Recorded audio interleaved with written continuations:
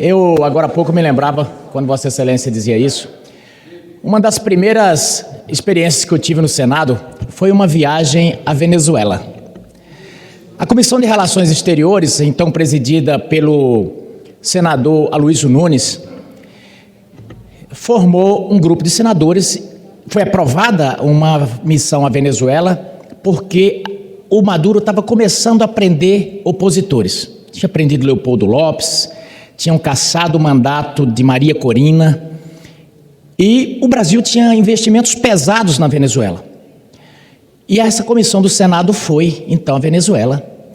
Quando o avião da FAB encostou no aeroporto, que parou, a polícia do Maduro deteve e, a partir daquele momento, estavam detidos os nove senadores brasileiros e ficou todo mundo ali por 2 horas dentro do avião.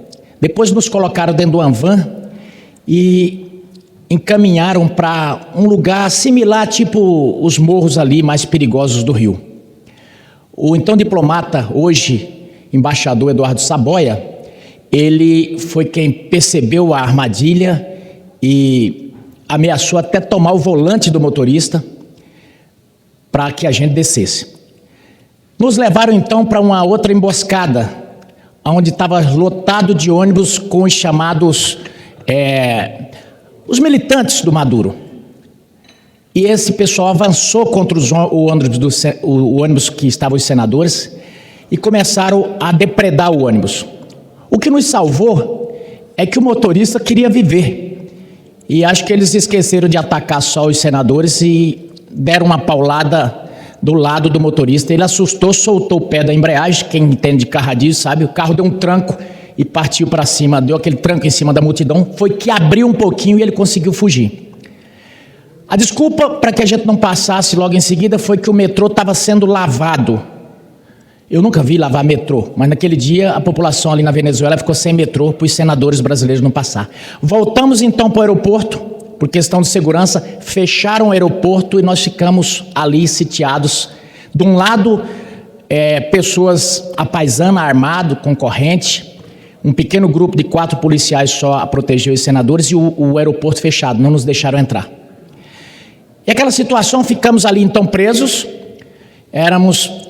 e o então presidente Eduardo Cunha suspendeu os trabalhos aqui e falou que comunicou ao governo que só voltaria a funcionar a Câmara dos Deputados quando soltassem os senadores presos na Venezuela. Por que eu estou falando isso aqui? Porque se tornou muito atual essa semana, porque uma das jornalistas que estava presa conosco, que foi atacada nos ônibus, se chamava Délis Ortiz. E já então faziam pesadas críticas ao regime que estava se iniciando e se mostrando muito perseguidor e que já não existia uma democracia ali. Outro detalhe interessante para quem está nos acompanhando aqui é que todo esse cenário que a gente passou tinha uns 3 grandes outdoor: BNDES e Odebrecht. Já começava obras no aeroporto, investimentos pesados do Brasil, financiando aquela ditadura. Presa também conosco lá estava a Maria Lima, então repórter do Globo. E assim nós fomos conseguir ser liberados só depois da intervenção do Parlamento Brasileiro, dessa Câmara, que o governo Dilma então negociou.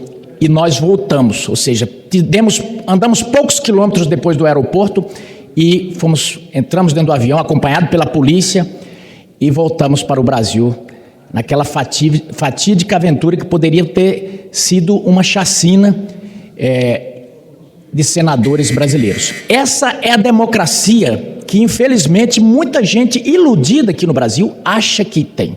E como Lula disse, precisamos encaixar uma narrativa, só uma narrativa mesmo, para poder dizer que aquilo lá era uma democracia. Não se pode ser ingênuo quando 1/4 da população foge.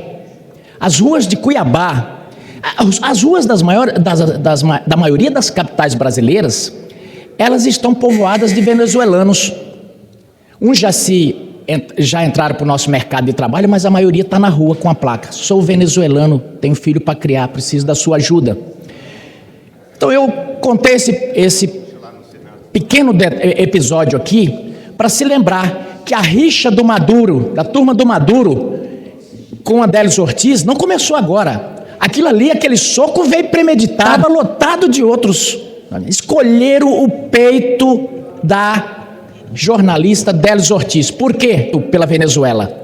E ficou, imagina a dor dela de ver que era o país mais rico da América Latina, deputado Marcos Feliciano. E hoje saber que aquela dupla, Chávez e Maduro, os cunhados, transformaram a Venezuela no país mais miserável da América Latina, onde os cachorros têm que correr para não virar comida, porque as pessoas estão desesperadas. Então eu encerro aqui deixando esse triste relato sobre a Venezuela e dizendo, não foi acaso o murro que a Délis Ortiz levou. Aquilo ali, eles esperavam a oportunidade para poder fazer aquilo.